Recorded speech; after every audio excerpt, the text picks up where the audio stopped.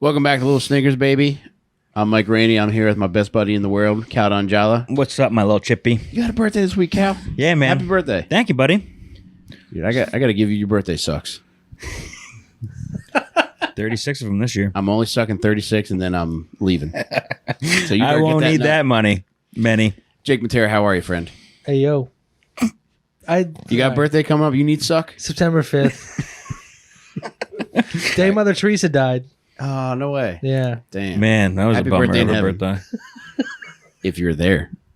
Danny Dubs, welcome, my friend. John. What's good, bro? Damn, man. Look at you. I know. You look like a wigger burglar. Yeah, dude. I like it. It's coming out of me again, man. Mm-hmm. It's like you're can't you're run going from full it wig. anymore. Jake's going full pervert every week. You see that Put tweet? him back on, Jake. Jesus. Did you see that tweet he put out yesterday? Oh, man. That was spicy. Oh, yeah. Yeah, real freak What was in that the tweet, morning. Jake? I can't remember it. No, I can you remember it word for you word. Sicko. You want me to say it? No, I don't want Yeah, say it. Tell him. I So blacked why out. isn't a morning wood called a wangover? You fucking creep. You nasty, boy. You nasty. Oh, man.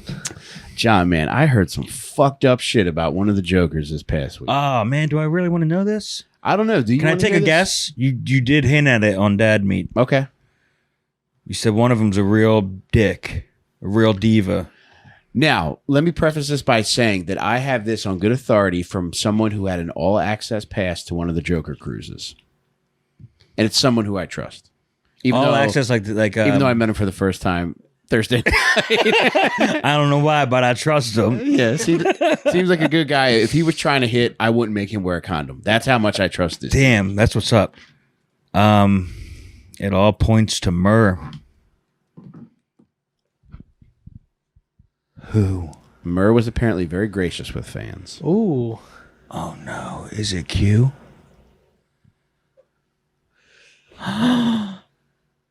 Is it the... It's not Sal. I know that. Oh, didn't you see what I just did? No. Did you explode like a volcano? No. Did you? Listen, I looked the other way when you mentioned one of these dudes' names. Oh. Wasn't Murr, wasn't Yeah, Sal. yeah, you did not confirm or deny. Mm-hmm. I'm sorry, man. Shit. Apparently, he did not enjoy meeting with fans. And that's got to be part of the Joker's cruise experience, right? Yeah. Yeah, they're supposed to go mingle and interact. Yeah, you fucking pay $2,000 to get one of them to throw a goddamn pie in your face and kick you in the balls. Yeah. To be fair, I would be a little annoyed with my fans if they just kept clipping little things on the back of me while they're meeting There's me. 4 of them, though. You get to, it's spread out so much, you know what I mean? And you know Joey Fatone's on the boat, too, so he's taking some of the stress off. Imagine being Kid Rock on the Kid Rock cruise and being a dick to fans, you know? Never. You can't do that. No, would you never. can't do that. No. That And he's is got one- more reason because he's got more fans on him. I know. Dude, there's one thing that I heard about the Kid Rock cruise that I didn't like recently. Oh, no. Is it about that, like, that the dude will just come around and put little cocaines in your drink? No, that made me put a down payment on the Kid Rock cruise. I was going to say. However, a friend of mine who has a friend who goes to the Kid Rock cruise every fucking year. I trust Come him. on. Yes. She seems to think that the cruise is finito. Oh, yeah. The emails stopped coming through. Or did they keep her last deposit? I don't know, dude. They might have done that. Yeah, I don't think I'm going to be getting my $3,000 back for my deposit. They kept it. It couldn't make my payments, and now she's got Bob with the bad credit. But yeah, she seems to think they're done, and that's something I always wanted to go to. What is I there? know. Is there problems with the SS? Only God knows why. Man, The chill and the most guard. Those guys are definitely not certified. Get in the pool and try to love someone. Doesn't that sound like a ton of fun? Kid Rock cruise. yeah, what are they? What's his name? Richie? Bob Richie? Yeah, Bob Ritchie. All right, so everybody calls him Bob, I think. Mhm. Wait, Kid Rock? Yeah. His name's Bob Ritchie? Uh-huh. Yeah. People call him Bob? on the cruise, like when fans are like interacting with each other, like, oh yeah, we saw Bob getting off the elevator earlier. What? No one's like Kid or Rock, really, or Mr. Kid Rock or anything. Dude, they'll like turn that. the fucking ship around if you call him Kid Rock. Oh, dude. It takes them a couple of days to do it, but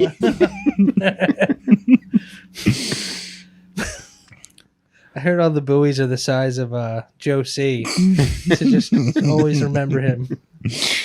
women and children and Joe C's first.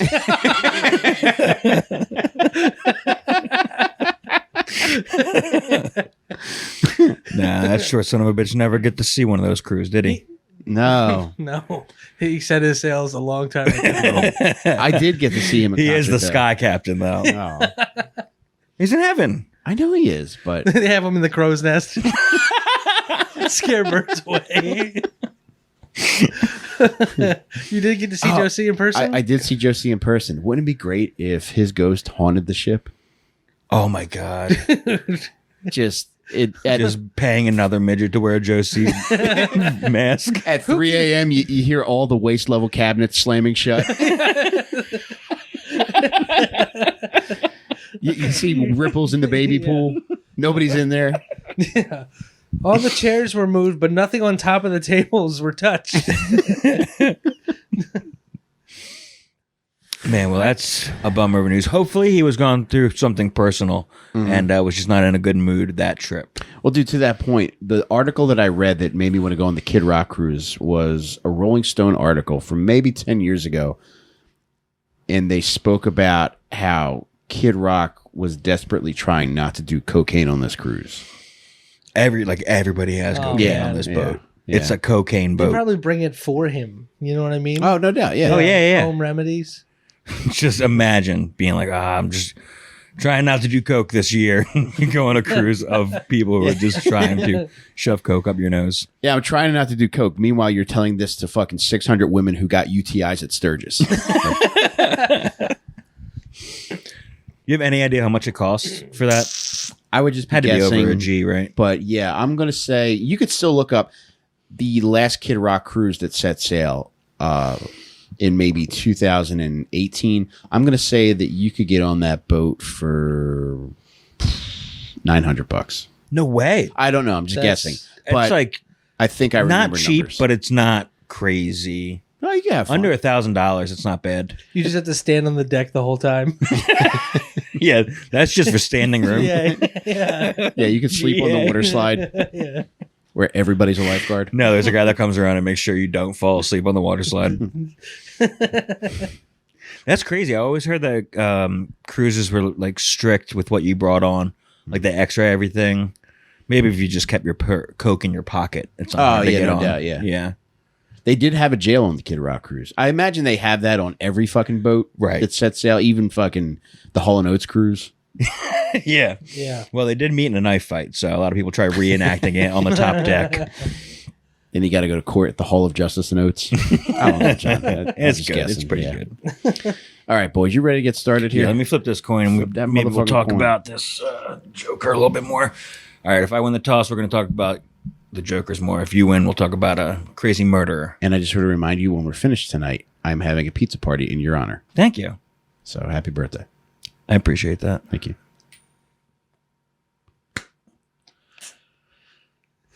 What? You laughing because I lost again?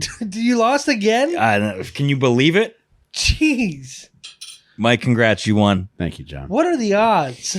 Really I don't good. know. Somebody in the comments tell us what the odds are. I mean, Yeah, one of the guys that's furious. Remember about to you like losing and the coin subscribe toss and every complain day. about the odds of the coin toss. All right, boys. So tonight's stinker is a gentleman by the name of Andrew Cunanan. All right. Cunanan? Yeah. You don't remember this name? No. Mm-mm. Especially since I took a peek at your who it might have been, and I have no idea this guy's name. He was a wild bull. Now, he committed all of his murders, which were 5 in total, in a matter of months, and they were all committed in the spring and summer of 1997. All right, yeah. And most notably, he was the gentleman who killed Gianni Versace. That's his only famous murder. Yeah. Yeah. Wow. Definitely don't remember you don't that remember name. this, Jake? No. You don't remember Versace even getting murdered? I don't know if I remember him getting murdered. I think I always confuse him with the piano guy from Las Vegas. Liberace? Yeah. Who was also murdered, right? No, I don't think so. No. AIDS? I think just their names rhyme. I'm literally just asking. I don't know. These are just fashionable men whose names rhyme. Yes. As their issue here. Yeah. Liberace, Versace, and it all was in an Eminem song. Oops, somebody shot me. There was also Fibonacci, the numbers man. Oh yeah, you can list those numbers. Yeah. Go ahead. Vigoro. Is that guy? Yeah, it's that. Or that's guy. Pavarotti. Jake, I assumed you were being stereotypical, but No, I wasn't. All right, can you look that up real quick before we have to fucking throw the computer in the trash? The Fibonacci sequence. Are you talking about the Yes, eight? did Fibonacci die of AIDS? Hold on. Who am I looking up here? John, I think no, this isn't dad meat. Never mind. I'm not going to do it. What? I was going to say, would it be fair to say his days were numbered? It would be. All right. Well, you try not to do puns on this show? Yeah, I'm trying to cut You leave myself them for off, the other dude. show? It's like a diet. Like I'm man. trying. Uh-huh. I'm deliberately trying to not do puns on this show, Okay. and on dad meat, I'm trying to limit myself with those as well, and also not joke about certain things that I joke about often, Okay. like Italians. Yeah, maybe that's I go fine. heavy with Italian stuff. But puns don't hurt anybody's feelings, Mike. All right, I'll keep with them then. Okay. right. Diet starts tomorrow. All right, thank you, buddy. Me and you both. All right, dude. That was the last time I went to McDonald's before the show. Oh man, I should have got you McDonald's gift certificate. No, I need to cut that out. You know, I always praise this McDonald's around the corner. What's that? I always praise them because they're like really good service. Tonight's the first time it ever got fucked up. I got like stuck at the paying window. Would they give you a hot dog instead? No, it just took like 3 minutes for them to like realize my order got like glitched out or something, and they just gave me my food for free. Oh wow, that's really nice. Yeah, I think by and large, out of all the fast food establishments, McDonald's has the best customer service. they do. Yeah. So Liberace died of pneumonia, Okay. but he also had AIDS. So, what's up? What's up now? What website is that? Jake, you're just trying Wikipedia? to. That's You're just not trying to Wikipedia. cover I can see yourself from here. here. It's like saying, like, yeah, he died of a dog bite, but he also had a pit bull. Well, he just read that like he was saying that earlier. What you thought was that he was murdered. Yeah, By a virus. by his white blood cells. All right, put your please. Well, Andrew Cunanan is a name I don't recall being in the news. Dog, he was wild. Like he ended up on the FBI's top 10 most wanted list. Before the murder? of No. Versace? After I believe the third, perhaps the fourth murder, he ended up on the top 10 list. And Versace was murdered by a guy on the FBI most wanted list? Dog. Holy shit. Oh man, I can't wait to tell you about all this, but I guess we'll go in order here. So he was born in August 31st, 1969. Remember what Okay. that summer was? Yeah, baby. Wow. Yeah. He was born into it. And a He was Virgo. in the air. And not too far off. He was born in National City, California. Where's that? Near. It's a suburb of San Diego. Okay. I thought you were going to add No, something. no. Just, So his parents were named Modesto, was his father, Okay. a Filipino gentleman. I've never heard that as a name, but it is the name of a city, so Yeah. I guess that's a name. Now, I mistakenly thought of it as the beer Modelo. And if your dad's named after a beer, That you would have rule. no fucking shot. No. This is my dad, Yingling. I didn't know you were Chinese. Yeah, I pissed my pants until I was 17. I fucking was kicked in the head by a horse. My father's name was Budweiser. So I'm sorry, sir, but you're going to be a fucking serial killer. Dog, the more that I learn about his family,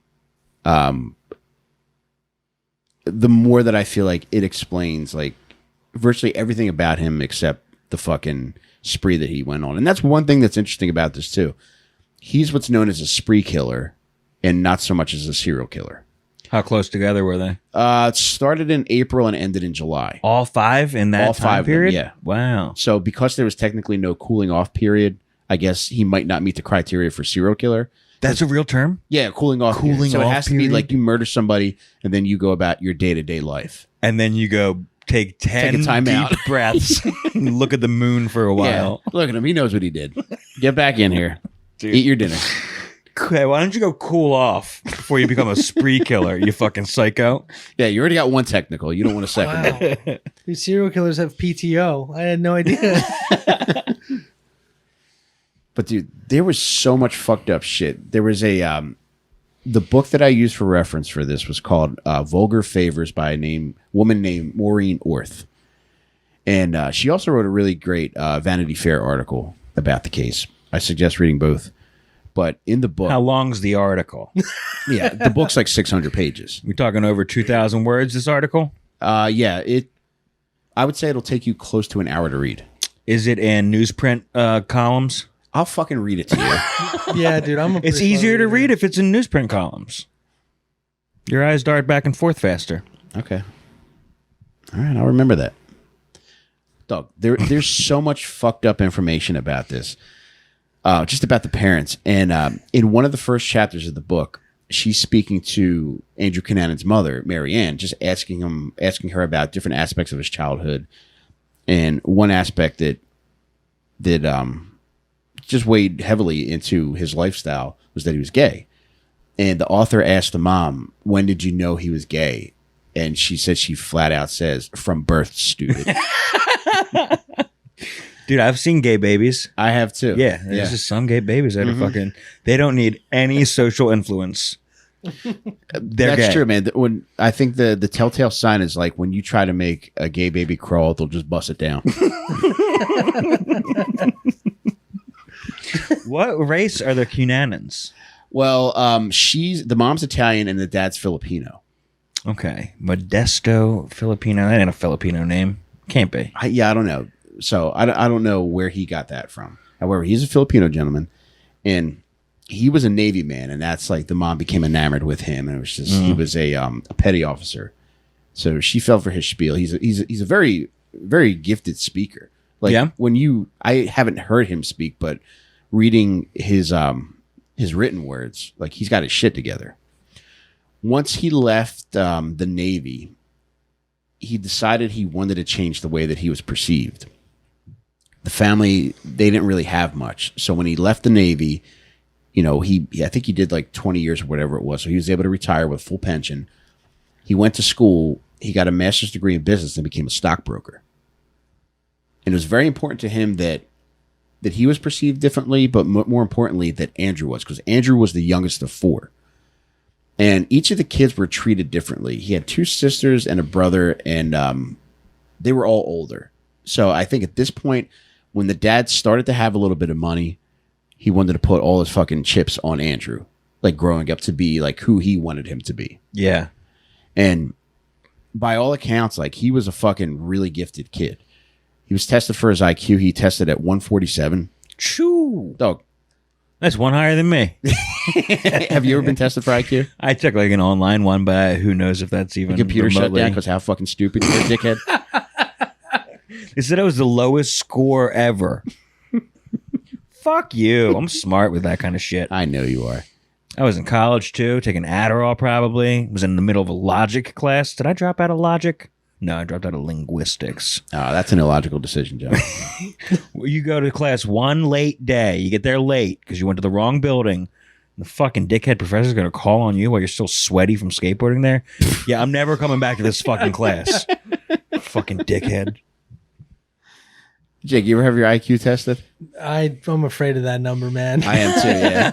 How do you do a real one? Is there like, I feel like you'd have to pay to do an official one online. The way that I did mine is I went to the Wildwood Boardwalk. And most people I see using as a grip strength machine, I put my mouth over it. And it went up as high as it possibly could fucking go. So I'm pretty sure that I'm a genius. Damn. Can't wait for my birthday, sucks. I'm going to rip that fucking thing off. I'm going to diarrhea it out in about 4 hours.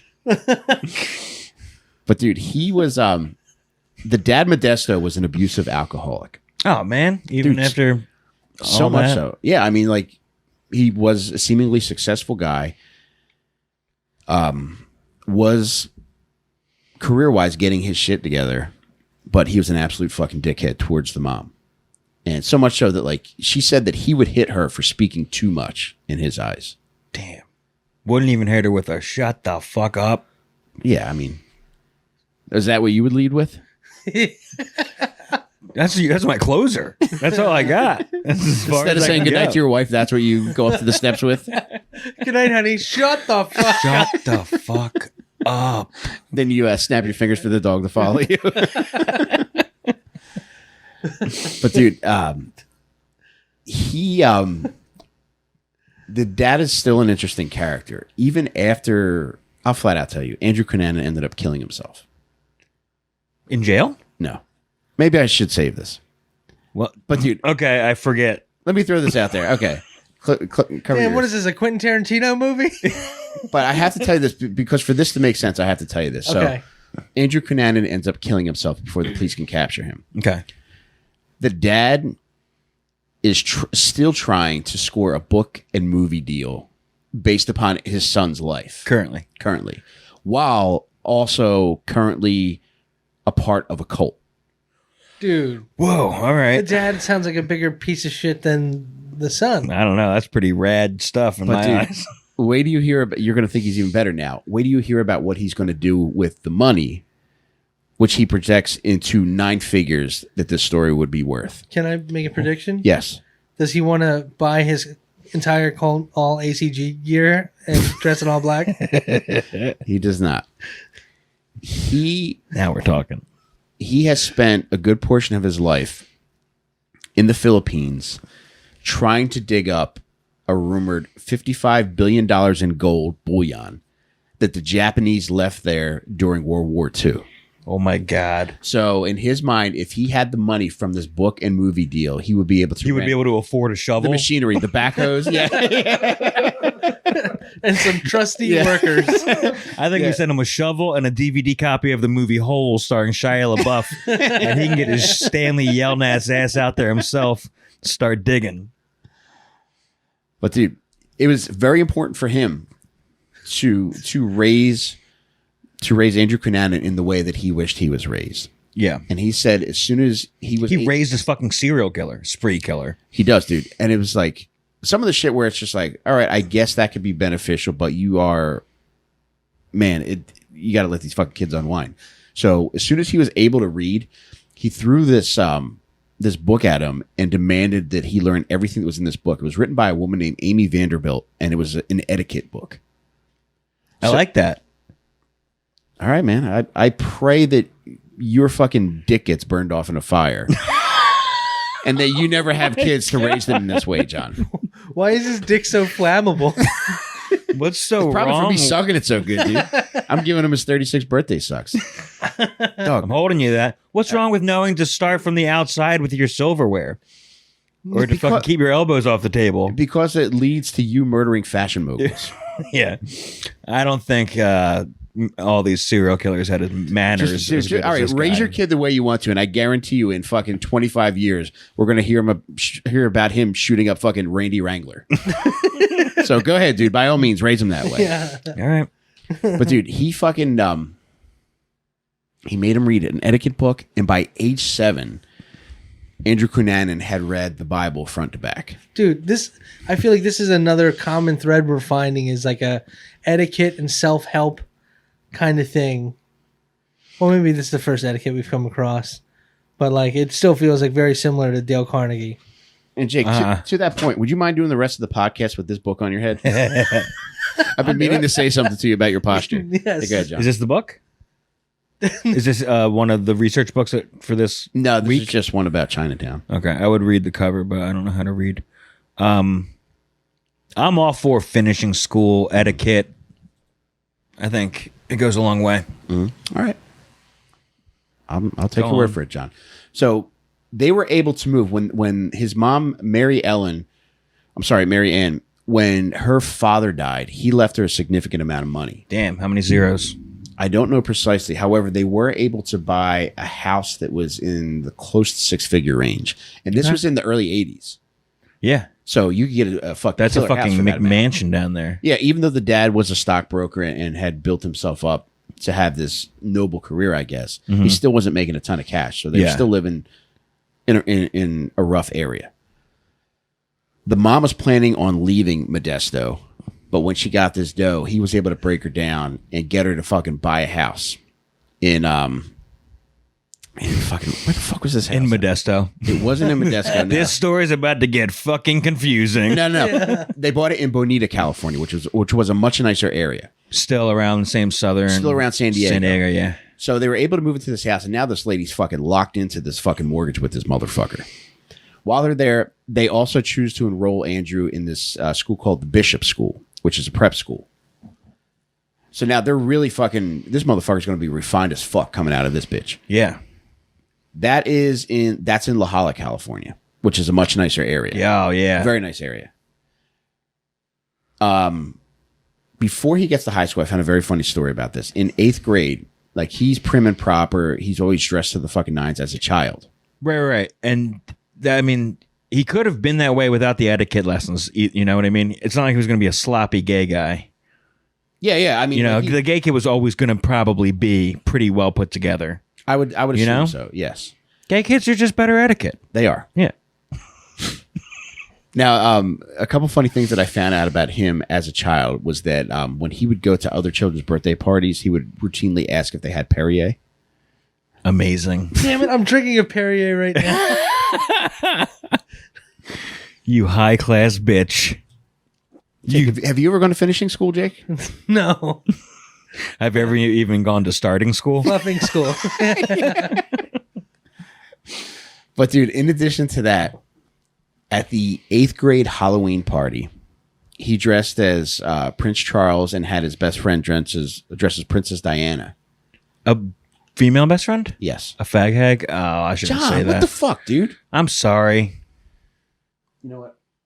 Another book? Put this one on your head, too. Put this one in your fucking mouth, you piece of shit. That was a dirty thing I said. Put it in my mouth? Yeah, dickhead. Oh, my little sister was briefly a fag hag. Oh, my God. Jake. We can edit it out. This is live? Now I'm only sucking your dick 35 times. All right, dude. So get this. At his 8th grade Halloween party, he dresses as Prince Charles. His friend dresses as Princess Diana. They have typical fucking 8th grade Halloween party shit. They got fucking Cheetos. Might have some pizza. They got fucking sodas. But guess what this motherfucker does? Brings a charcuterie board. Close.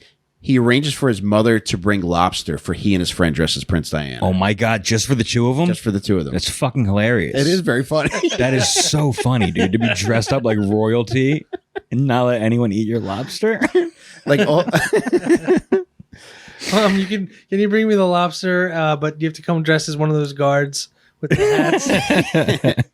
Dude, by the time he gets to high school, he becomes more outgoing, more gregarious, and everybody knows him. Like, some people bust his balls because of how flamboyant he is, but he's himself. Right. Oh, I shouldn't really say that because he has a lot of trouble being himself, primarily because I think the years of being poor and feeling the need to lie to kids about his financial status and, more importantly, his home life really fucking warped him psychologically. Yeah. So by the time he gets to high school, he's just lying about everything.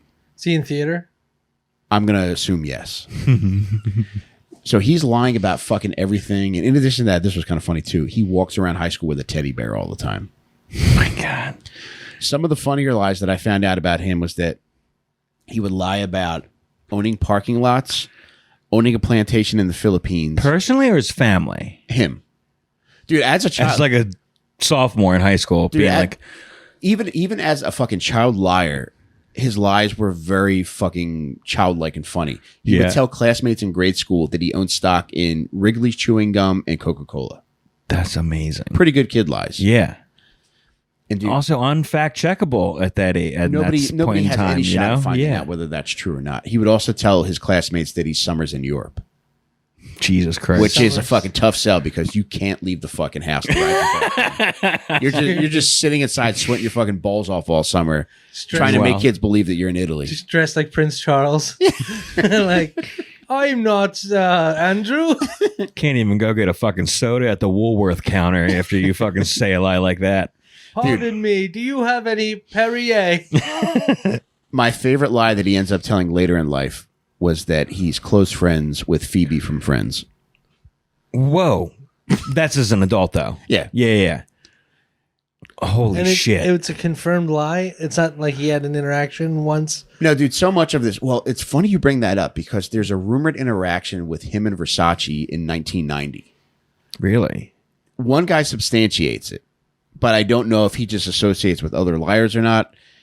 Versace's family flat out denies it, but I think it's conceivable that they just wanted to deny any connection that he might have had to him. Yeah. Was this just like Versace's walking into a gala or something like that, and he's like Not there, or John, you're really good at this shit.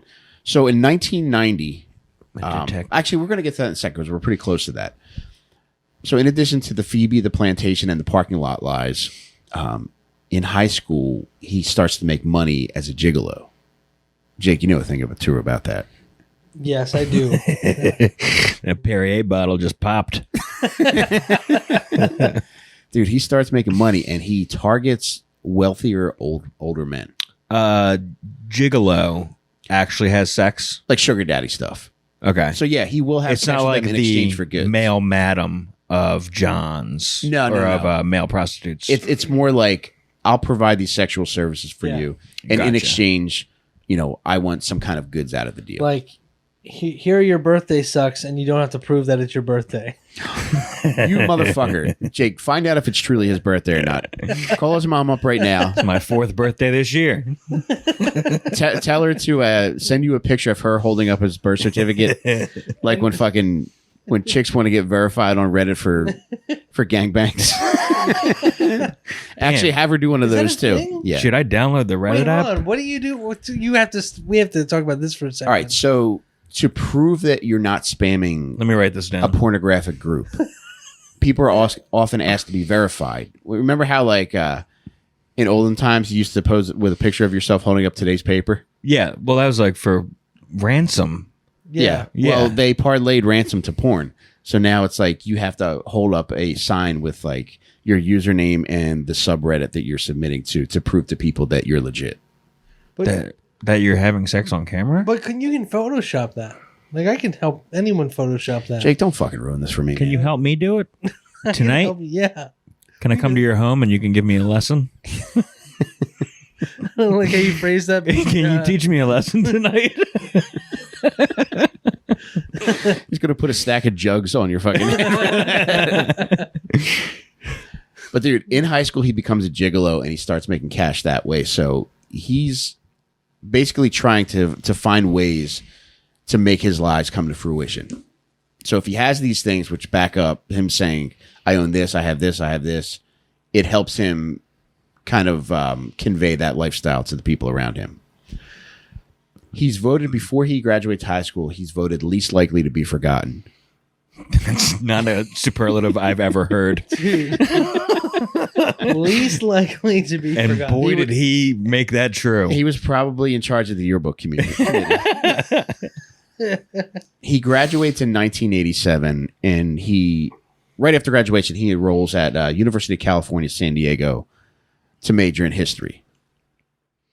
He quickly gets bored with college, and part of it. Do you say history or his story? John, can you please kick him out? Actually, kick each other out. I'm going to do this with Danny tonight. I'm tired of this shit. But dude, when he graduates, I think it's a combination of him possibly being bored to death with school, but then also he's still got a ton of family shit weighing on When he him. graduates college? I'm sorry, when he graduates high school. Yeah. He goes into college. However, at this time, his fucking dad bails on everybody. Even though he technically was not charged with anything, his mom's version of events was that he was about to be charged with embezzlement from Merrill Lynch. Really? Yikes. Was he like the fall guy, or was he actually doing I don't bad know, shit? because this is basically her saying this and him just moving to the Philippines. He went all the way to the Abruptly. Philippines? Dude, on top of this shit, he did go to the Philippines. On top of all this shit, he sold the family house out from under them all. Damn. Yeah, he owned a plantation in the Philippines. He had, All these parking lot and plantation stories were true. The guy was loaded. yeah. How else are you going to fucking feed your lifestyle with Phoebe in the Filipino plantation? I like to assume that he never said, I'm friends with Lisa Kudrow. It was always, I'm friends with Phoebe from Friends.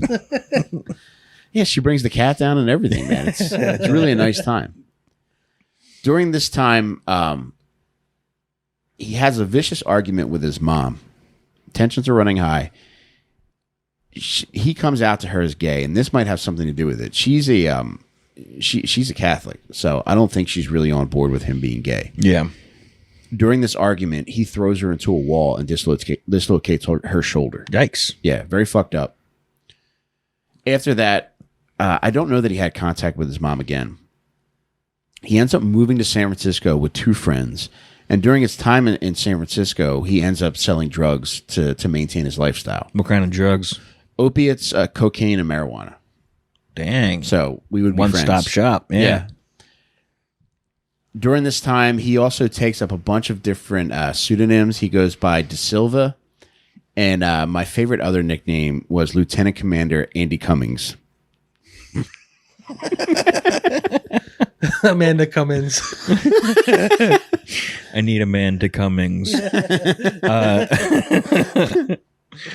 That's a good AKA. And that would be great if like your buyers had to refer to your drug dealer as Lieutenant Commander Andy Cummings. Like on the phone in person. Yeah.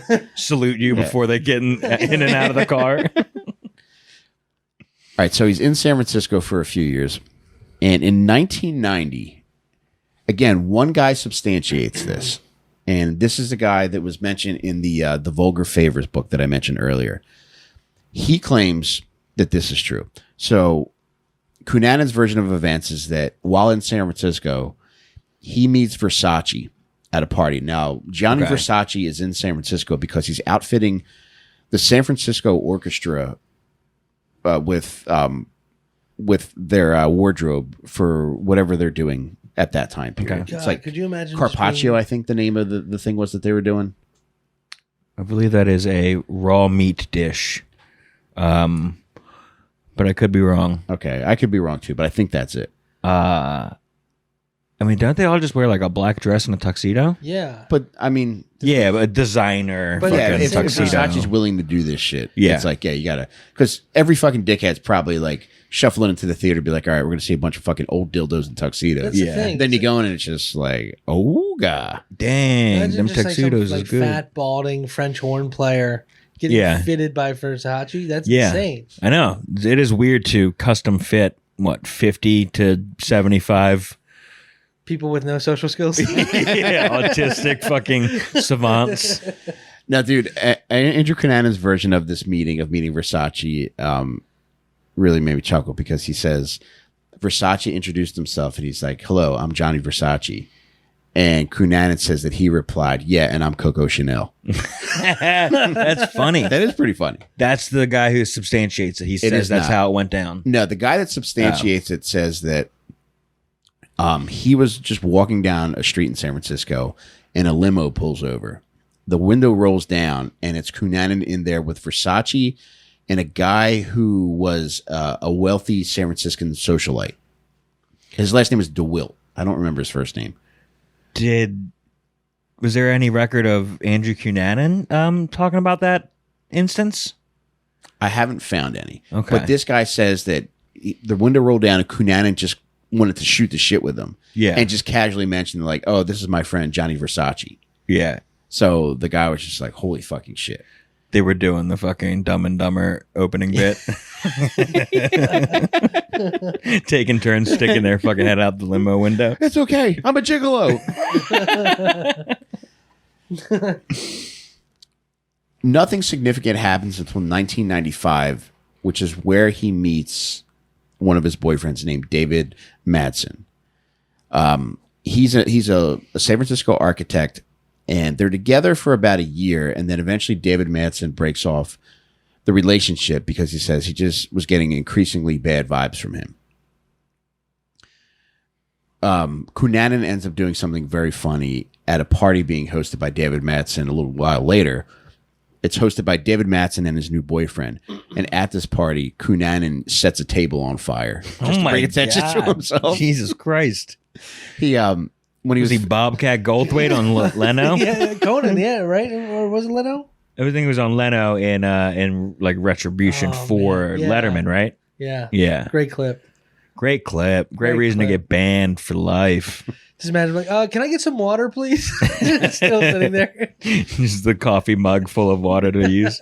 Apparently, what he did was after they were finished eating, he threw his napkin in his plate and set the entire fucking table on fire. With just like a Bic lighter? I don't know what he used. I don't know what candle. Yeah, he probably just fucking knocked candles over and made it seem like an accident. Whoops. Yeah. Oh no, my ex-boyfriend's house is going up in flames. Now, one thing that he was doing that was also pretty funny was that he was taking advantage of wealthy old men, and one guy was this man named Norman Blackford. And Norman Blackford was giving him $2,000 a month, and he also gave him a Mercedes to tool around in. Damn. So he just had to fucking slurp some elderly noodle to maintain his lifestyle part. Pay for would either of you guys hang out with like an old man if they said there was nothing sexual? No. They'd give you money. No. They said I'll give you $2,000 a month to hang out with me for like 6 hours a week. Jake, you're writing a screenplay for The Nut Book, and I don't like it. That's where I forget the whole thing happened. I was around somebody who did this before. Did he do it with you? No. So there was a guy who like I guess did he not have family, or his family fucking so this abandoned old guy him? used to always come into a music store. In my ass. Dude, we fucking fried his ass on that one. You guys are really dicks, you know that? Shut the fuck up. Keep talking. I worked at a music store. This guy would always just come in and like stare at the guitars and like just that's it. And I'm like, hey man, can I help you? And he's like, can you just like play this one for me? Like I'm not great, I just want to hear how it sounds. And after I'd play something, he'd like, you know, I manage an artist, and would you like to come to my house?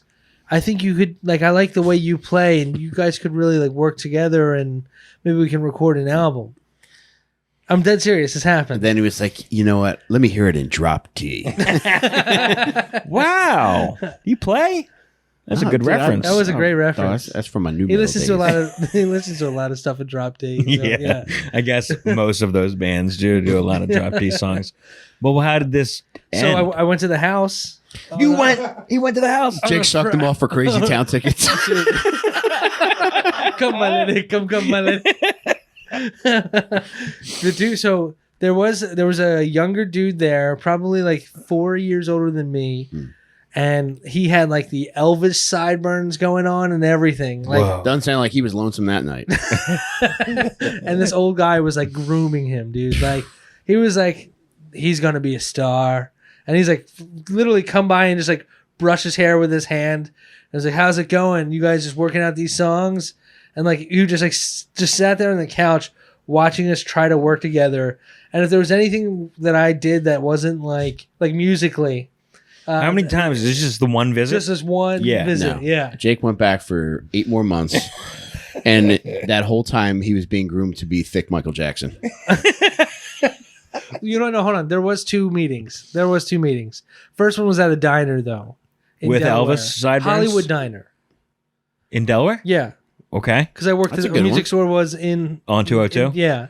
And Sideburns was at that he was meeting? At the diner. So I was like, okay, cool. This is kind of legit. All right, let's see what's going on. There is another human. Yes, there is. That's not made up. So I'm not... Either I'm not getting murdered or I'm getting murdered by 2 people. Or you're going to get fucking Eiffel Towered before your last breath. And yeah, it just didn't... I think after like a half hour, I made up an excuse that I had to go and just never went back. And the guy never went back to the music store. I got to get molested by my uncle at home. I got to run. Yeah. Jesus, Jake. Yeah. Yikes, man. But I was always jealous of the guy with the sideburns because like he had like a brand new Gibson, which is a really expensive. What kind? It's like Les Paul? It's like it was a molest Paul. A molest Paul. Hollow body? Yeah, full like hollow Really? body ES335. Wait, the guitar or the kid? Yeah. Mike. God damn, that's good. That's what Caleb Followell And he plays. was wearing like a leather jacket, like a cool one. So this guy looked the part. Yeah. Like he was, and you could tell that guy bought it for him. So it's a little jealous. So it was a sugar daddy situation. What was the guy, the old guy's setup? Did he have like a balding ponytail? Did he look like he wanted to? He looked like Robert Durst. Yeah. That's a good R.I.P. old creep look. Yeah. And dressed well like that, like sweaters and fucking khakis and shit? Yeah. Yeah. Huh. Same kind of mannerisms too. That's why I was like, oh, this guy's harmless. So you never like figured out like if he was a widower or like... No, I don't want to know what happened there. He just wanted to turn Jake out, man. But I never saw that guy on TRL either. So, damn. anyway, sorry to interrupt. I was just... No, you're not interrupting, man. I really, I'm just glad you're okay, man. I'm glad you didn't get your you cheek split, man. came close to getting skinned and begging for lotion in a fucking I'd be well. the bear rug in there. In front of the fireplace is my dumb face. Did you ever get groomed? Not to my knowledge. I didn't get groomed, by the way. All Oh, right. he was grooming you, dude. That's a class. He went to 2 grooming fucking Yeah. I appointments. mean, French toast. Yeah, that was probably the grooming. I was like, that's all I need. Yeah, I'll do whatever you want. Did he say, I'm going to go to the bathroom. I'm really going to the car. You guys split. He ran out of every Bella Hollywood diner. No, I normally take shit to my car. He wanted you to stick the Gibson in your pants to sneak it out. Oh, wait, you worked there. That wouldn't have worked. Damn, Jake. Did you get groomed? You blocked it out. You had the Uncle Beef thing. A priest was trying one time. Whoa, really? Yeah, well, we had a diddler that was transferred to our parish when I was in 6th grade. Was it talked about that he? Nobody had any idea Okay. that like this was going on, but he just seemed like the coolest guy on earth. He knew that a bunch of us were into hockey, so he lied to us and said that he was a close friend of the New York Islanders head coach. Al Jesus Arbor. Christ, man! Very specific lie. Yeah. And everybody's like, "Whoa, holy shit! Maybe we can get us tickets sometime." Whoa, a guy that I've never fucking heard of. But he would do this thing where, like, okay, all of us, pretty much all of us in 6th and 7th and 8th grade, like most of the boys would get these memberships to the gym after school. It was totally unsupervised. Yeah. The only person that would come in sometimes was the janitor who opened up the place and locked it up. Yeah. So it was just like, Was it a community center or part of the school? it was part of the school. Yeah. So you would pay $30 for the year and you could go to the gym from like 3 to 4:30. Latchkey kid kind of Yeah. situation. Yeah. So at any given time, there were a handful of us in there just playing full court. Yeah. And when he realized it was a bunch of fucking 6th graders Fresh just meat. running wild, unsupervised, Father Joe started He to fucking broke out the play. short shorts. Yeah. Dude, this creeped me out so much. And at the time, I had just started altar boying. Mm-hmm. I did one fucking mask and I retired. Really? I made my mom tell the Monsignor that I had chronic diarrhea, which was the truth because I was terrified of interacting with this fucking guy. Last week's diarrhea got me out of this week's jury duty, so I'm with you, pal. But dude, the grooming started and ended because I never went back after this was I was running up the court and I got scooped off my feet and this motherfucker put me in a bear hug and he growled in my ear. Yikes, dude. Yeah. While the fucking play's While going the game's on. going on, Yeah. yeah. I give myself a lot of credit. I didn't call a foul. Let the game play out. But that was enough for me. And like, I didn't understand the gravity of what he was probably doing. But Yeah. I just didn't go back to play basketball. What did and the I quit growl altar sound boy. like, Mike? It was probably a lot like the gentleman that got you in Guitar Center. Actually, it was more like, oh, wow. I might have gotten diddled by the Disturbed guy. This is 6th grade. This was 6th grade. So the next And year, then you did one mass after that and quit? no, I did one mass around that time. It was a then- double creep out situation. Yeah, and I was just like, I'm not doing this. Did you shit quit anymore. serving mass because it was too much pressure? And I was just nervous early to and begin with corny and because gay? yeah, it was a lot of that. yeah. And I don't know. You always had It that wasn't my funeral thing. money promise, but it was I like, what do you get, 2 know. a year? Yeah, I know. Making $60 to work every fucking week? Dude, I was terrified of flipping to the wrong page.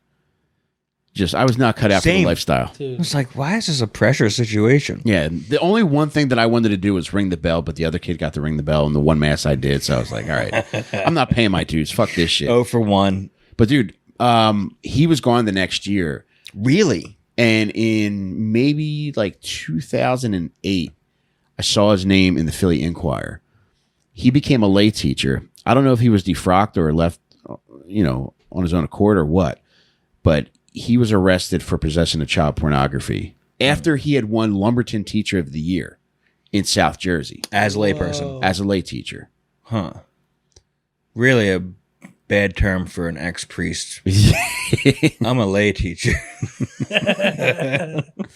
But dude, I talked to a few classmates like about him, and one of my boys said he used to take him and another kid to the seminary in Philly, take them swimming there.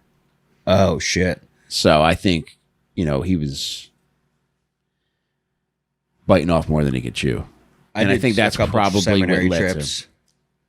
What? I was a grade school altar boy, and then high school, Catholic high school, there was like a bus trip.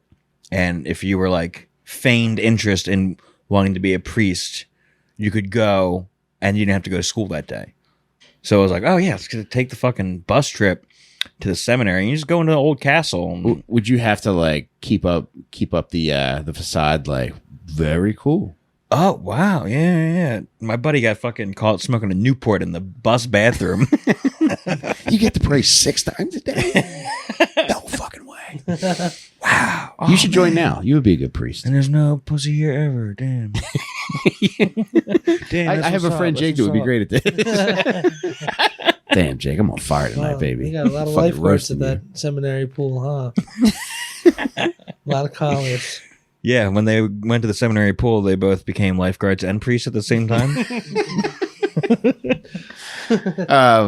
All right, we're getting back to fucking murder here, baby. Yeah, so this guy's we're getting close to the murders. So he's fucking groomed by this. Well, not groomed because he knows what he's getting into, but this old pervert's paying him to be his sex toy.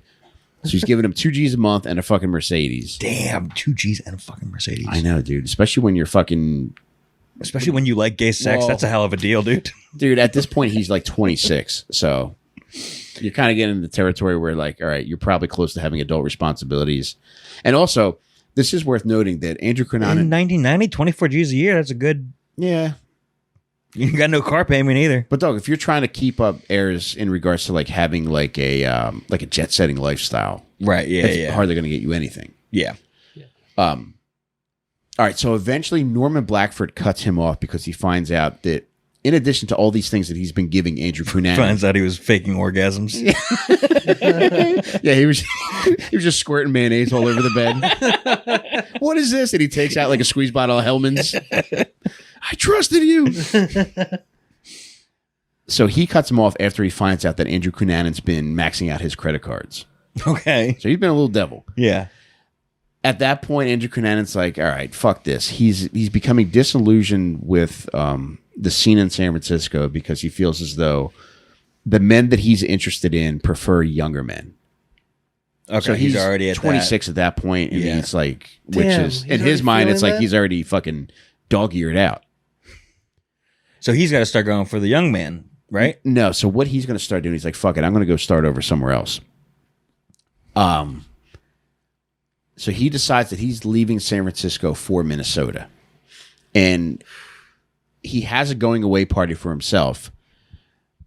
And he was notorious for picking up tabs and leaving nice tips too. Did Lisa Kudrow show up? She did not. She was she was filming I don't know what else she was in. She was on the set that day. Analyze this. Yeah, she was filming Analyze This, doing prep work for that. But his friends that came to that going away dinner, even though he invited everyone, he made it seem like he was unable to pay for some weird reason that night. So his friends picked up the tab, which they should have, I think. Sure, yeah. But it turns out the reason was he just had no money at this point. Yeah. So he was out of options. This was the first time in a very long time where just he had nothing. And you say he's 26 at this point? Yes. He goes to Welcome to fucking being 26, dude. You got nothing. Yeah. Yeah. He ends up going to Minnesota where he meets up with his old boyfriend, David Madsen. and a mutual friend of theirs named Jeffrey Trail. So he doesn't plan on being there long. And at this point, this is 1997. So now we're heading into the period, his spree killing period. Yeah. He gets to Minnesota and starts hanging out with David Madsen and Jeffrey Trail. And initially, he stays with David Madsen. After a few days, he goes to Jeffrey Trail's apartment. He has a huge argument with him there. During the course of the argument, it starts off as verbal and it ends up physical. During the course of the argument, they go their separate ways within the apartment. He steals Jeffrey Trail's gun, which is a .40 caliber handgun, and Andrew Cunanan later refers to himself as the 40 killer. That's what he used? Yes. That gun for every murder? Not for every murder. There was a vicious fucking stabbing, and then there may have been one other one. Oh, and to kill fucking, I shouldn't say fucking because he's a victim, but to kill Jeffrey Trail, I'll get to that in a second. All right, so they're having this fight. Verbal, then physical. Cunanan steals Jeffrey Trail's gun. He leaves to go to David Madsen's apartment. From David Madsen's apartment, he calls Jeffrey Trail and says, "Oh, by the way, I stole your gun. Come get it." Jeffrey Trail's like, "What the fuck, man? I'm going to go over there to get my gun." I don't know if he knows how fucked up how fucked up Andrew Cunanan is. Yeah. David Madsen clearly knows how fucked up he is. Right. So Jeffrey Trail goes over to David Madsen's apartment to meet Andrew Cunanan. While there, apparently David Madsen is in his own apartment while Cunanan does this. Cunanan attacks Jeffrey Trail with a hammer and beats him to death with it. Didn't even use the gun? He beat him to death with a fucking hammer. Jesus Christ. After he kills them... That's his first murder. That's his very first murder. Death with a fucking hammer. Oh my God. He ends up with a total of 5 murders, but this is the first one. Yeah, and he's 27, 28 at this point? 28, yeah. Okay. Now, leading up to this, other people that were acquaintances said that they could notice that something was changing about him. And there was one guy who he saw at a club that night. It was a friend. And Andrew Cunanan was into pretty rough sex, too. He was into, like, vicious S&M. And that was one of the biggest turnoffs for David Madsen, was like how fucked up the level of S&M he was into. This friend who had seen Cunanan before he went to Minnesota said Cunanan choked him at a club. And he said it was so rough that like I needed to get away from him. And I could see by the look in his eye that he wasn't there. Damn. So he had a feeling that something really bad was about to happen. Yeah. After he kills Jeffrey Trail with the hammer, he has David Madsen in his own fucking apartment help him roll up the body in a fucking carpet. Wow. And place it behind the couch for the time being. Nobody's going to notice that. Yeah. Dog, they spend 2 fucking days in the apartment with this dead body there. David doesn't leave, doesn't try to flee. He doesn't. Some people think that he may have been an accomplice. I don't think so. I just think that he saw him killed. Kill somebody with a fucking hammer. Yeah. And was like, if you try to go anywhere, I'm going to fucking shoot you. Yeah. A couple days go by, and then so the murder happened on. All right, the murder happened on the 27th. 2 days go by, and David Madsen doesn't show up for work, doesn't call, no nothing. So a coworker gets the superintendent at the apartment building to go with him to say, like, look, I think something's wrong. He's a responsible person. He's not answering. He hasn't been at work. They open the door. Cunanan and Madsen are gone, but they find the body behind the couch. So were they just out getting lunch, or were they going to flee? Dog, it's funny you bring that up because they were seen out having lunch after that. Like that day? I don't know about that day, but they didn't like get out of town. They did eventually. They went to an area called Rush Lake, which is 58 miles north of Minneapolis. All right, so that's where they ended up, but. People that knew them saw them around town during the time period immediately following when Jeffrey Trail was killed. Yeah. So they were out and about and they were hanging out. They were walking the dog. People saw them doing that. So there's multiple. David had multiple chances to escape at that point then. He did. That's leaning more towards weird. accomplice. Yeah. In that instance. Then. Yeah, it's strange. And they were at the very least, it's having lunch strange. Together. Yes. Can I guess where? Go for it, Jake. Five Guys. I'm sorry, Mike. 5 guys. Listen, if you're not gonna go there, I'm gonna go there. Murders and fries. Myrtleized. Jake, you are a freak, man. So on April 29th, the body's discovered, and on May 3rd, 1997, David Madsen's body is found. Shot? Yes, he was shot, and his body was found on the shore of Rush Lake. All right, so they went for their little getaway. Right. And then he fucking killed him Yeah, there. he killed him. I'm sure that was probably an argument. Or do you think that was of mice I and think men? I think he might have back? just let him there and killed him. Yeah. There. Now, from that point, that's May 3rd where the body is found. On May 4th, Andrew Cunanan makes his way to Chicago, and he ends up at the home of a wealthy, older real estate developer named Lee Miglin. It's still not certain whether or not he knew him or if it was just a random place he went to. However, in the book that I mentioned, Vulgar Favors, there is someone that mentions that Cunanan had said that he has a wealthy older real estate friend in Chicago. Okay. So in their mind, they made the connection between him and Lee Miglin, the victim. Now, I'm inclined to believe that they knew each other and Lee Miglin may have invited him in. Yeah. Because Lee Miglin was a married man. His wife was a fucking millionaire too. His wife was a home shopping network lady. Whoa, like an on-screen host? Dude. Yeah, well, she had her own cosmetic line.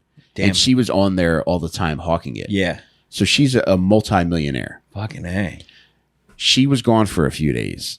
And the chances of a gigolo showing up at your house to kill you and ends up killing your husband while you happen to be away on a work trip, the odds of that happening, I think, are slim. So you think I think he was knew. on the DL? I think it was. Hired this man to have butt fuck with him. Birthday sex. You should be a detective, John.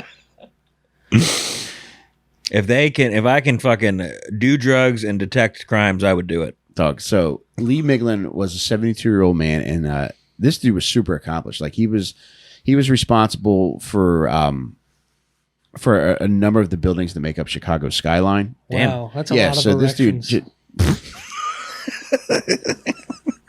Specifically talking about the Hancock Tower, aren't you? You are a pervert. So they had dough, and he was found in the garage. His hands and feet were duct taped. Damn.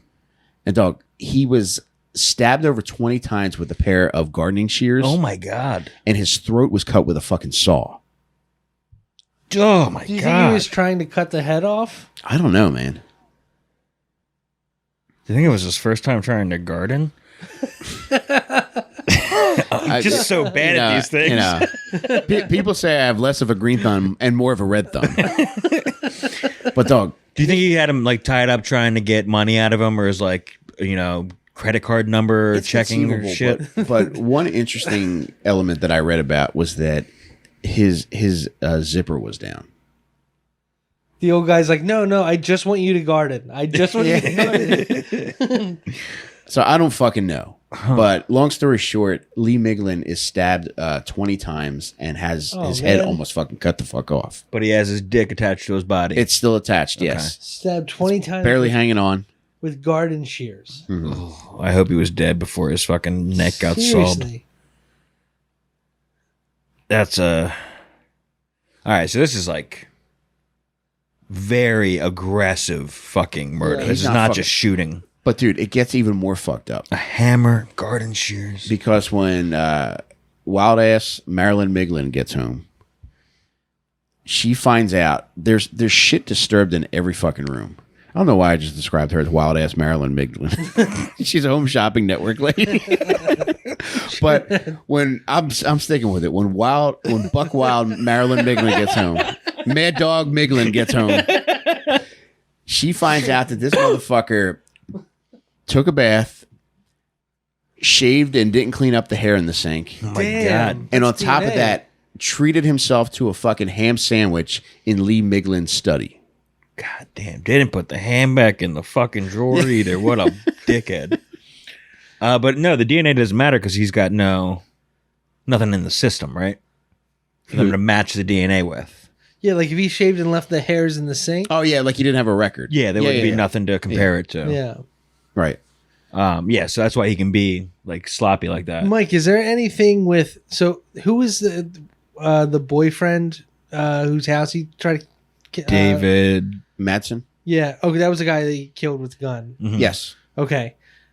Is it possible that Madsen knew Miglin because Madsen was a developer as well, like an architect, you said? Yeah. And this guy was a wealthy real estate. That's a good point. Yeah. Now, I think that is possible. Another possible connection is that Lee Miglin's son Duke was a guy who was rumored to have been mentioned by Cunanan during a casual conversation months prior. Every time you have said Cunanan in my head, I've said Punani. Dude, say it. Dude, remember Lil Kim, that one song? She says Punani Dani, hey. And to the Bad Boy Records point, do you remember a rapper named Shine? Yeah. Well, he raps about Andrew Cunanan in a song. What? In the famous one? In the song Bad Boys. Not the famous That's John. a bad boy. He's like Song. he's like that one, yeah. He says Andrew Cunanan ass N-words. Really? Yeah. Huh. So pretty remarkable. Scooter bop. Damn, now that I know what that mouth do. Maybe you're going to be sucking me 36 times. Might be my 69th birthday then. Might be celebrating a few years early.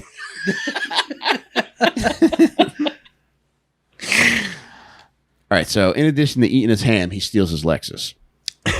And dog, in this Lexus, Lee Miglin's got a car phone. Now, keep in mind, this is 1997, so like that's still kind of a novelty. Yeah.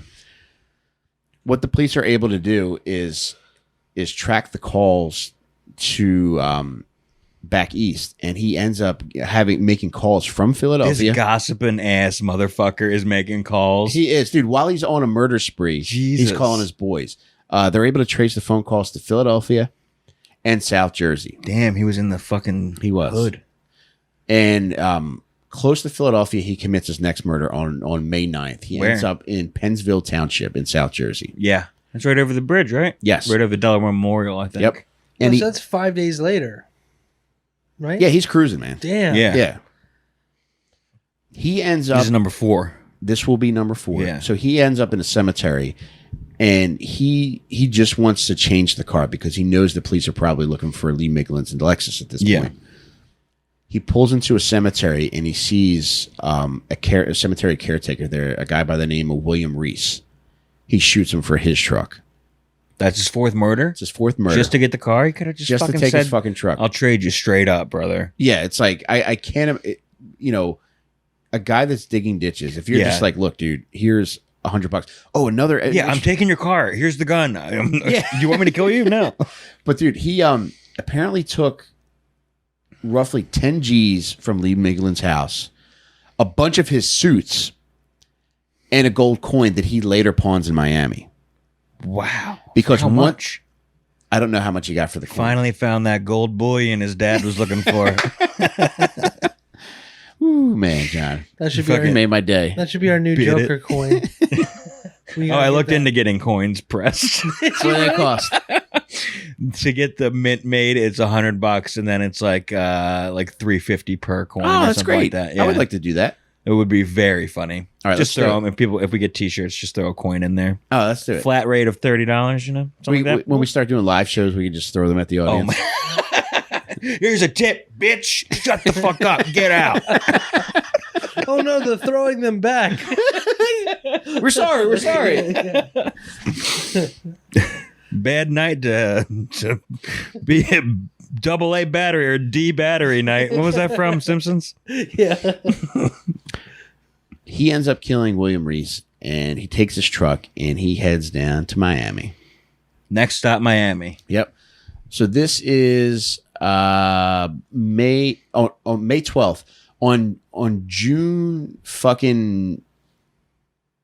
All right, he ends up down there on May 12th. Less than a month later, in June, he ends up on the FBI's 10 most wanted list. Okay. Dude. Was there like was he on the news for that? Oh, dude, everywhere he other goes, murder, like all the is he shit, seeing shit on the TV as he they know goes into dude. motels and stuff. It's funny you bring that up because we're gonna get to that in a second, man. Dude, you're so fucking good at this shit, John. Getting good. I'm very proud of you. Miami is where Versace died, right? It is. Okay. All right. He ends up down there and he ends up staying at a hotel called Jake. You look like you have something disgusting on your mind. I know it's not disgusting. I just looked like you were actually doing research. I was looking up when Miami by Will Smith came out. It was around that time, 98. Yeah, wow. Yeah, I know that. 98. Dude, so he ends up staying at a shit motel called the Normandy Plaza Hotel, which is $29 a night. Oh, that would make me want to murder someone. But dude, right get there. this shit. Dude, he's going out and partying every night. He's just killed 4 fucking people. And his face is on the news, right? John, on top of this, he's going out in Lee Miglin suits. That's It says Lee Miglin on the collar. I murdered Lee Miglin for this suit, and all I got was this fucking suit and $10,000 and his car. Doug, so he's running out of money pretty quickly because he fucking goes hard. He's going out clubbing every night. Incredible. That's a true stinker move. It is, dude, man. Wearing his suits. Straight up fucking YOLO in it. July 14th, he's out of dough, and he's like, all right, I got to go try to fucking... I got to do Fuck something old here. men for money. Yeah. However, before he gets to that, I think he just wants to have one more murder. I think he knows it's coming to an end.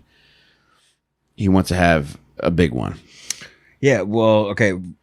Did he kill Versace at his home? He did. Okay. So the morning of July 15th, he was waiting outside Versace's home, which is called Casa Casquarina. And it was just like... It's beautiful. Did he find that on the internet? It's right on. You could see it. Like everybody in Miami knows it's him. All right, so it's a famous... It is. Yeah. And he seems like a very approachable man. Every morning he'll go, and he did it this morning too. He goes to a newsstand to buy newspapers and magazines, and people know him all around there. That's amazing. What does that stand for? Casarina. Say it again. Casarina. Say it loud and confident. It means a young man that's groomed at Guitar Center by an old pervert who probably has done more than he's letting his friends know. I told you everything. That's the rough interpretation, Jake. Yeah. It's from the Latin. Yeah. For. Told you everything. That's e pluribus unum. So the morning of July 15th, Versace heads out at I think it's around 8:30. He heads out to get his newspapers and magazines. As he comes back, he's taking out his keys, and there was a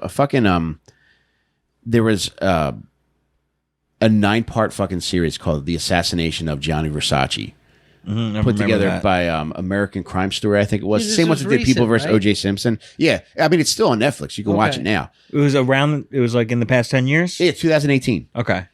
And they do a really good job of just building the tension and showing like the breakdown between how fucked up Andrew Cunanan was leading up to this, and showing the events that happened that morning. So as Versace's taking out his keys to open his front gate, Andrew Cunanan walks up to him, shoots him once in the cheek, and then shoots him in the head and kills him. Damn, so a painless...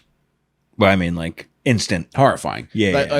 he But was not shot in like the a cheek torture first, thing. So he knew like what was happening. It wasn't like he just snuck up behind him and killed him. How did he get that close to him so fast? Jake, when you see this fucking place, I'm going to put up a picture when we have the video up, Yeah. but it's right on the street across from the beach. It's like more accessible than Cielo Drive. Yeah. Wow. And So- you know what? In the series too, I think they Yeah. wanted to show just how accessible it was. So Yeah. in part 1 of the series, they show a tourist couple just walking up to him and asking for an autograph. Yeah, he was that accessible. I'm talking about Andrew Cunanan. No. Yes, he was that accessible, John. Yeah. He was So just he wasn't like disguised. fixture of the neighborhood. It wasn't like disguised as like a statue in the yard. No, and I think he enjoyed it, and it was like people loved him down there. So Yeah. it was just a nice setup for him. And Versace was gay, right? Or no? Yes. Yeah. I believe so. It's probably what led to your Liberace Versace confusion as a child. And also Andrew was gay. Yes. So there's already so. Yeah. Do you think that maybe he You think said they all know each other, Jake? Is that what you're trying to say?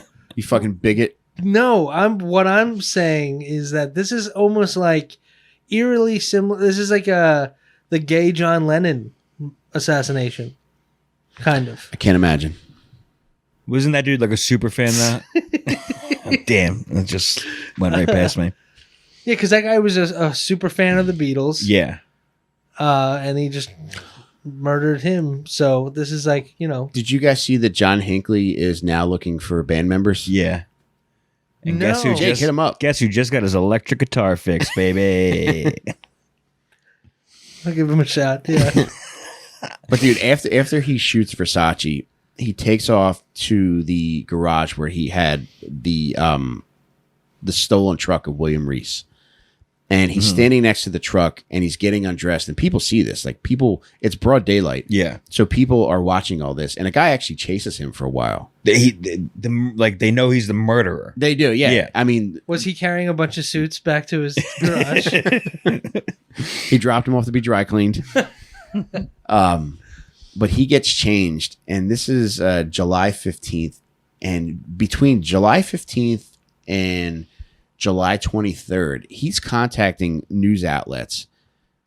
He got away that day. He did. He got away that day, and he's contacting news outlets, and he's saying he names himself the 40 Killer, which is fucking lame. Nicknamed himself. It's What like, a dude, fucking dork. If you have all this time to think of a nickname for yourself, and that's the best, dude. A 40 Killer is something like a frat boy would come up with. Yeah. So 40 Killer. he's Where did he calling it- go? Did he go like to fucking He Key ends up- West? No, he stays in the area. Damn. But dude, from July 15th to July 23rd, he's contacting news outlets and saying that he's going to do more high-profile murders, and his next one's going to be in New York City. And rumor has it that he was going to kill the Hood Minnie Mouse at Times Square. But dude, on July 23rd,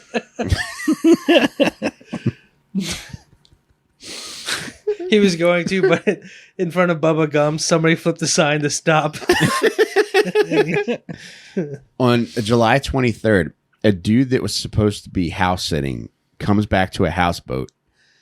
And he snuck on there? He snuck on there, and it was like the same thing as the Miglin residence. Shit was fucked up. He'd clearly been eating, been hanging out, and this motherfucker wasn't house sitting very well. He's baking a cake. Yeah, and he finds Andrew Cunanan.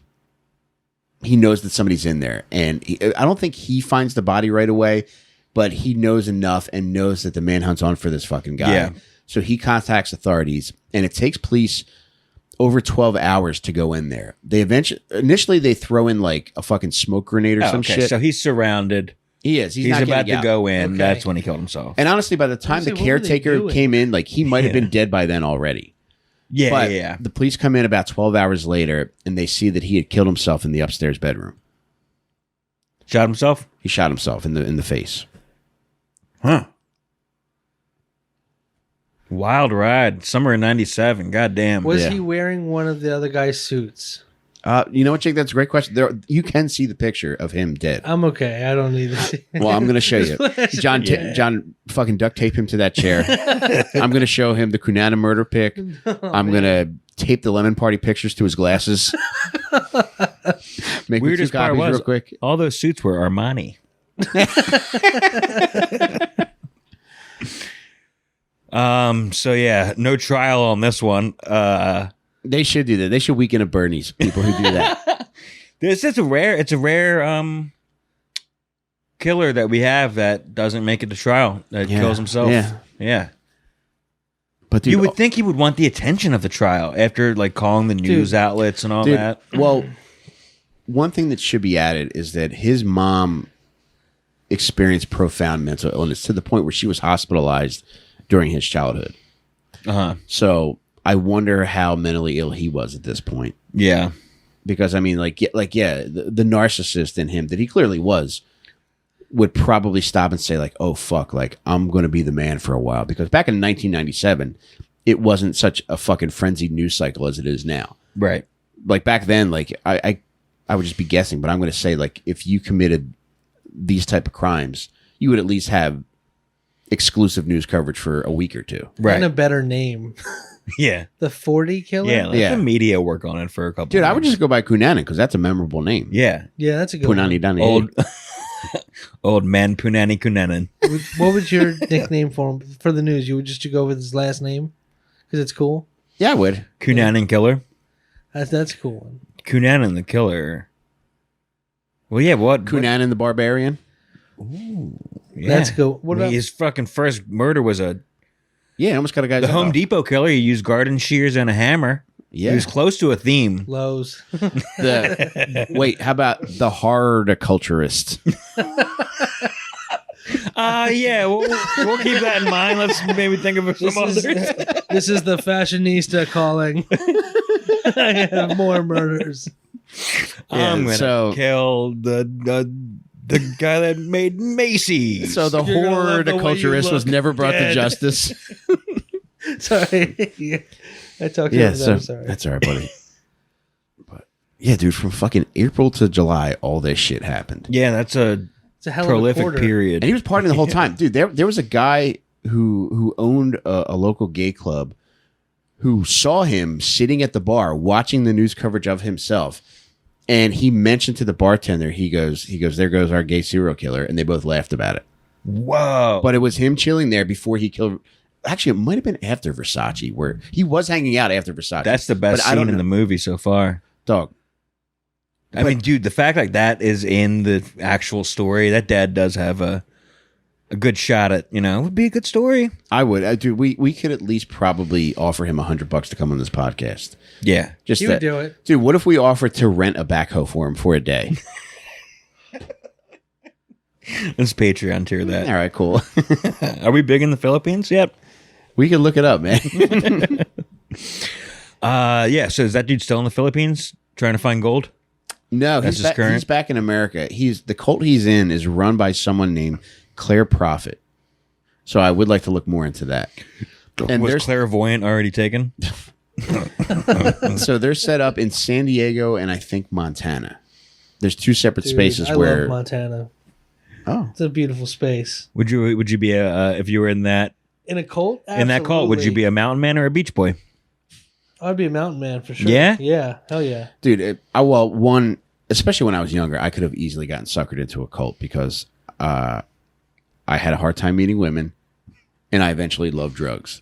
So Yeah. if you had offered me both, you would have had me. I would have done whatever you asked. Yeah. Would you have been a Davidian, a branch Davidian? I would have given it a shot, I think. That shit seemed kind of fun until the end there. Well, even the end seems kind of fun where it's like you're trying to like the police are getting you to come out and be like, we're not coming out. Yeah. Like that would be fun playing hide and seek. Yeah. You get to shoot back at the cops. Yeah. Yeah. Waco doesn't seem as fun. As this other. Well, because Call- everyone hid in the freezer and then they just burned to death. Yeah. Well, the remaining ones. Anywho. Dude, imagine going to with the Warren, no, not Warren Jeffs, but what was the fucking Nike guys? Heaven's Gate. Yeah, Heaven's Gate Yeah. guys. Like, I don't know that drugs and pussy were involved in that one, but could you imagine the combination of drugs, pussy, and Nike. fucking matching And shoes with all gear your boys? and hype beast shit. Yeah, and I bunk just looked beds. them up the other day. Those shoes. Are they You available? said a couple weeks ago that they were expensive. But yeah, you can't get them for like less than $2,000. Oh my god, Yeah. man, we should I think they stopped making them soon after the event. man, maybe we have like a foot pervert listener that we could create a tier for on Patreon to get you in a pair of those Heaven's Gate. Oh my god! Nikes. You know the background of Flagrant 2 with Andrew Schultz yeah, is yeah. the fucking original Jordans. You got original fucking corpse worn. I didn't even fucking realize how perfect that was. These are court worn Jordans. These are corpse worn fucking Heaven Gators. They're also autopsy graphed. Heaven Gators. Autopsy That's graft. so good. This guy said autopsy graft over here. Man, we are getting loose, baby. I didn't even have a beer. Look how I'll tell you silly what, I got. I know your pizza's out there. Are you ready to have your pizza party? Are we done the podcast? We Yeah, should. man. Yeah? Yeah. We did it? We did it. I really did get out of jury duty for having diarrhea last week. Can you elaborate on this? Dude, I went to like fill out the online form just to be like, is this really you? Blah, blah, blah. And now it's so like COVID cautious that they were like, it's every possible symptom of COVID, fatigue, like from headache to diarrhea, like smell, taste. So I just checked. I checked cough and cold, I think, because I had that somewhat recently. And I was like, diarrhea. And then it says like comment. And I was like, look, straight up, I haven't been tested for COVID, but I have recently had a cough, cold, and some of the worst diarrhea of my life. And they sent an all caps fucking letter to my house and said, we're all set. You don't have to show up. Oh my God.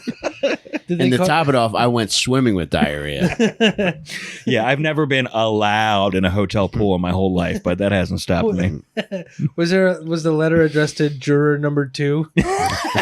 You little stinker. That's good. Damn.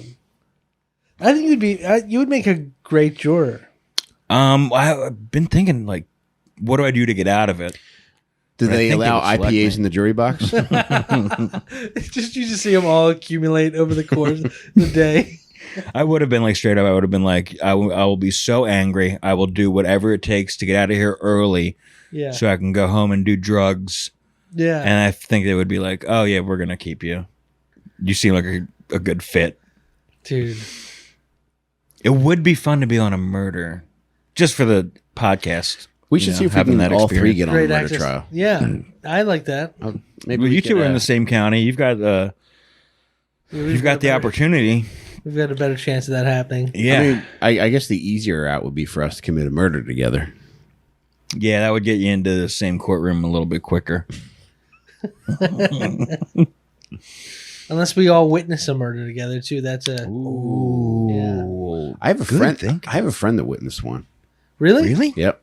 She it was fairly close by to and here. she? I don't know if I should say this because you're not going to say their name. What just say first, last name, and exactly what happened. I will. She witnessed a murder, and it was in broad daylight. It was in a local shopping center. Shooting? No, stabbing. Oh my God! Wait, in broad daylight. Was it over a parking spot? No. You guys are in fucking Delaware County. Aren't there parking lots everywhere? It's not but everyone wants to get close to that door, man. Get your steps in. They're all privately owned by Andrew Cunanan.